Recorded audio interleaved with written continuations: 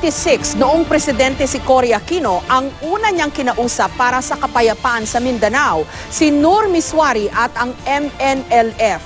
Hindi nagtagal noon, nagparamdam ang MILF sa pamagitan ng isang show of force sa Central Mindanao.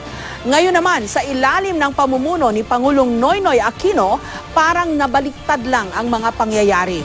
Ang unang kinausap ng gobyerno ang MILF at si Alhaj Murad. At hindi rin nagtagal, ang MNLF naman ang nagparamdam. Katulad ng nangyayari ngayon sa Zamboanga City.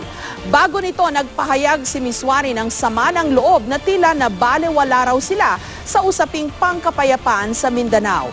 Masalimuot at komplikadong usapin ang kapayapaan sa Mindanao dahil hindi lang isa, hindi lang dalawa ang grupo na marebelde, kundi may mga paksyon at breakaway group pa.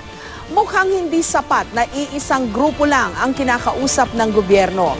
Kung may formula marahil na kailangan para sa peace talk sa Mindanao, isang salita sa Ingles ang siguro'y akmang-akma. Inclusive. Ibig sabihin, kasali lahat, walang etsapuera, walang saling pusa. Lalo pat lahat naman, saklaw ng anumang usaping pangkapayapaan na mabubuo at matagal na ring minimithi ng Mindanao.